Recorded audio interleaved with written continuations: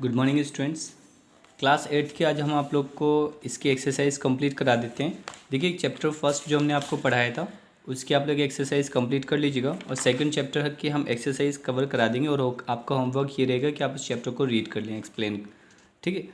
और इसके जो क्वेश्चन आंसर है वो मैं कंप्लीट करा देता हूँ। तो देखो सबसे पहले इसमें ये लिखा हुआ है आंसर दीज क्वेश्चन सबसे पहले, ठीक है। तो what were the two children arguing about, तो ये आप सीधे सीधे लिख देना, यहाँ से लिखना शुरू करना। The two children arguing about which of them should have the crispy pops, ठीक है, आंसर नंबर 1। उसके बाद है दूसरे, what news did they hear on the radio, ठीक है। आप एक बार फिर से पढ़ लीजिए, क्या है, हाँ, विच, आप लोग पढ़ लीजिए, यहाँ पर लिख what news did they hear on the radio. तो आप सीधे सीधे यहाँ लिखेंगे, ठीक है, ऑन द रेडियो, ठीक है। दे heard that, on the radio they heard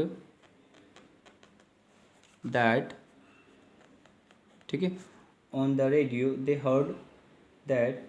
उसके बाद आप यहाँ लिखेंगे A huge flying saucer had entered the atmosphere. तो a huge, ठीक है, flying saucer, ठीक है। तो ये आप लोग देख लीजिएगा, मैं आपको बोल दे रहा हूँ क्योंकि इसमें इतना स्पेस नहीं कि मैं लिख पाऊँ, ठीक है। They on the radio they heard that a huge flying saucer, ठीक है, लिख लिया। saucer had entered the atmosphere, ठीक है, SAUCER, ठीक है। तो क्वेश्चन नंबर 3 में देखिए, क्वेश्चन नंबर 3 में पूछा गया है कि how did the family react to news. अच्छा, जो न्यूज़ आई हुई थी, किस न्यूज़ पर उन्होंने किस तरीके से रिएक्ट किया था, ठीक है।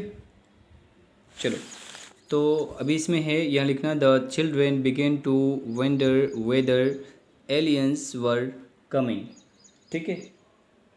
उसके बाद आप लिख सकते हैं the father brushed off the news as an advertising कर सकते हैं, ठीक है, campaign, though he was a bit worried, क्योंकि लिखने में बहुत ज़्यादा टाइम लग जाएगा तो मैं बोल दे रहा हूँ, आप लोग लिख लीजिए, बिट वरीड।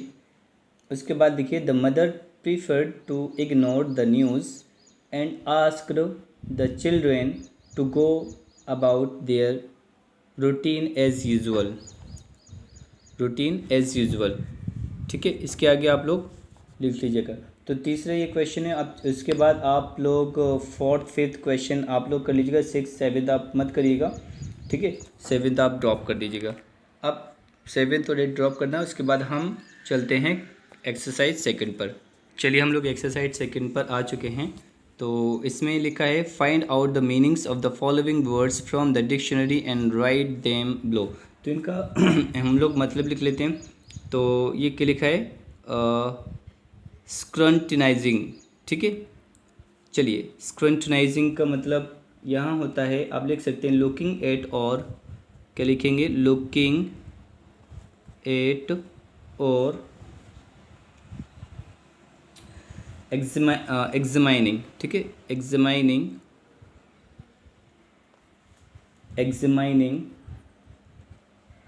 समथिंग केयरफुली, ठीक है, समथिंग केयरफुली, नंबर 1 इसका ये हो गया। और ये है एक, ये बिकरिंग, ठीक है। तो यहाँ बिकरिंग का मतलब लिखेंगे आर्गुइंग अबाउट, क्या लिखेंगे, arguing about things that are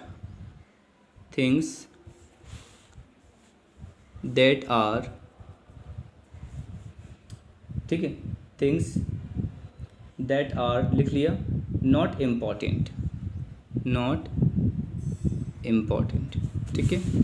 next है क्रेकल्ड, तो क्रैकल्ड का मतलब होता है मेड शॉर्ट, सीधा सीधा शॉर्ट में लिख लो मेड शॉर्ट बस, ठीक है। नेक्स्ट देखते हैं फोर्थ एंड अट्रैक्ट, इसका मतलब ये है यहाँ पर हॉक्स, हक्का बक्का रह जाना जिसको हम लोग बोल देते हैं, ठीक है। तो हॉक्स का मतलब हम लिखेंगे एन एक्ट, ठीक है, एन एक्ट इंटेंडेड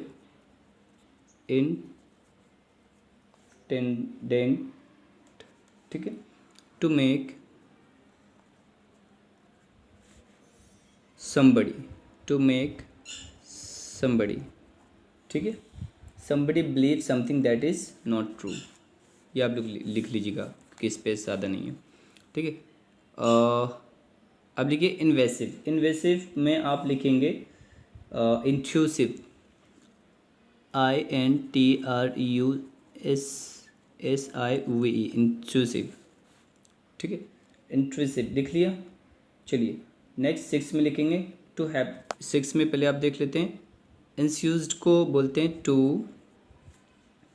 हैपन, बस इतना ही लिख लेना, बाकी ये आप अपने मन से लिख के लाएंगे। टू हैपन आफ्टर और एज अ रिज़ल्ट, ठीक है, ऑफ एनदर इवेंट लिख लीजिएगा, ठीक है। नेक्स्ट देखते हैं एक्सरसाइज नंबर 3 जो हमने सॉल्व कर दी है, ठीक है। तो आपको मैचिंग करनी है, तो मे बी यू शुड, अब यू शुड को हमें किस में, ई में देखेंगे, you should keep quiet so that I can listen to the radio, ठीक है। अब इसके बाद ये है I think I should have just a glass of juice this morning, ठीक है। It would be better if you ate something too, why don't you have the other, ठीक है, cereal पैकेट, या he could understand the people's excitement. 6 में देखिए the scientist said that we should arm ourself, उसके बाद a society that could produce technology like that must have peaceful intention. Okay guys, next देखिए the exercise, read these sentences, change them into reported speech, the beginning of the sentence is reported speech is given. तो एक की तो यहाँ दिया हुआ है, I turn to my desk and turn on the portable TV even though I was bored with the whole media circus.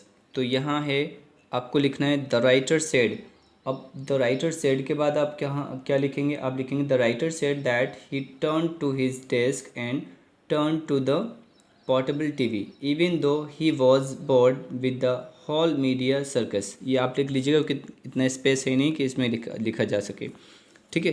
Next देखिए, I found the summer heat stifling, ठीक है, stifling, but I felt worse due to the thousand of people in the streets. तो इसका आप answer लिखेंगे the writer felt, यानी कि the writer felt यहाँ तो दिया हुआ है, आप यहाँ फेल्ट की जगह फाउंड भी कर सकते हैं, जैसे द राइटर फाउंड, ठीक है, आप लिखेंगे इसमें, और उसके बाद आप यहाँ पर लिख सकते हैं कि the summer heat stifling but he felt worse due to the thousands of people in the streets, ठीक है। अब ये जो है आप खुद कर लेंगे, ठीक है। तो ये पूरा एक चैप्टर पूरा ख़त्म हो गया, पूरी एक्सरसाइज कंप्लीट हो गई है, और क्लास चैप्टर नंबर 1 की जो एक्सरसाइज है, ठीक है, ये जिस तरीके से ये दिया हुआ है तो हमें इसको कवर करना है, ये भी आप कवर कर सकते हैं, ठीक है। Answer with reference to the context, अब ये लिखा हुआ है यहाँ पर, it's pocked mark face crinkled as it laughed, तो who is referred to as it, तो यहाँ इट्स को किसके लिए यूज़ किया गया है, मून के लिए यूज़ किया गया है, किसके लिए गया है, मून के लिए। उसके बाद who does the writer describe its face as pock mark, तो आप यहाँ लिख सकते हैं कि वाई डज, तो यहाँ लिखा होगा because of the presence of rocks, ठीक है, creator and valleys on its surface that give it dark uneven. तो इसका आंसर एक ये हो गया। ठीक है, नेक्स्ट है some poets see a lady and some even a hare on me. तो इसका आंसर आप क्या लिख सकते हैं, इसका आंसर भी अभी हम आपको बता देते हैं। इसमें पूछा गया है who is the speaker and who is it speaking to. तो मून आपका स्पीकर है और ये बोल किससे रहा है, यंग बॉय रोमिल से बोल रहा है। ठीक है, उसके बाद आपका ये है कि then how do you explain it, ask the moon. Moon बोलता है कि तुम इस को किस तरीके से एक्सप्लेन करोगे। सॉरी, ये देखिए, why do people see different shape on it. लोग इस पर डिफरेंट शेप क्यों ढूंढते रहते हैं। तो यहाँ आप लिख सकते हैं कि people see different shapes on the moon due to its regular change in shape and size. तो आप इसको ये लिख सकते हो क्योंकि स्पेस नहीं है। ठीक है, आप इसमें कंप्लीट कर लीजिएगा और ये आप खुद अपने आप से करिएगा। ठीक, फ्लप्स आपके, चलिए फ्लप्स करवा देते हैं हम। फिर इसको पहले हम फिल कर लें, उसके बाद हम आपको फिर बताते हैं। चलिए देखिए, तो सबसे पहले देखो आपने ये लिखा है the moon goes around the earth every 27 days। उसके बाद the moon's path is tilted at an angle of 5 degree to the path of the earth around the sun. उसके बाद the distance between London and Port Said is कितनी है, 3476 kilometre. उसके बाद 96 times the distance between Mumbai and Port Said is आपकी कितनी है, ये आपकी रही है। ठीक है, 38440। तो 1 10 100 1000 10,000 लेक, यानी कि 3,84,400। अब इसके बाद यहाँ मैचिंग है, मैचिंग कर लेते हैं। एग्रीएबल को आप प्लीजेंट में करेंगे। ठीक है, प्लेएबल को आप इजी बेंट में करेंगे। ठीक है, डिज़ायरेबल को वर्थ हैविंग और डूइंग। ठीक है, और यूजेबल को आप करेंगे something that can be used. ठीक है, उसके बाद वॉशेबल को आप करेंगे can be cleaned and with a liquid. और ब्रेकेबल को बोलेंगे that can be easily broken. Reliable को बोलेंगे ट्रस्टवर्दी। अब यहाँ जाइए एक्सरसाइज नंबर डी पर आते हैं।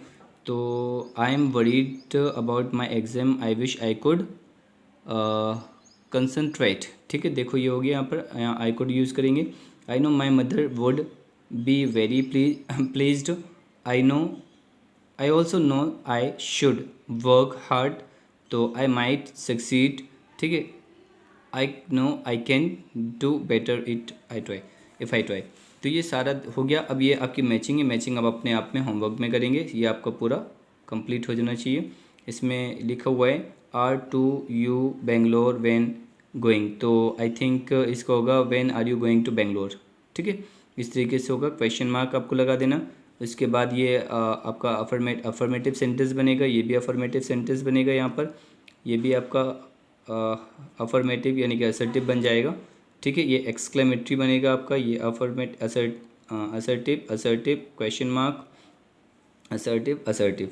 ठीक है, तो ये आपके सेंटेंस आप बना सकते हैं। इसमें कोई इम्पेरेटिव भी हो सकता है। ठीक है, ये आप लोग को घर से करके लाना है और ये एक्सरसाइज आपको नहीं करनी है। ठीक है, ये भी ज़रूरत नहीं है एक्सरसाइज। ठीक, और ये एक्सरसाइज आप लोग घर से करके लाइएगा। ये तो मैंने अभी आपको कराया, दे कैम पहले ही सबसे पहले कराया था। ठीक है, तो ये आपका पहला चैप्टर भी कंप्लीट हो गया, दूसरा आपके इंग्लिश में 2 चैप्टर कंप्लीट हो गए। Thank you.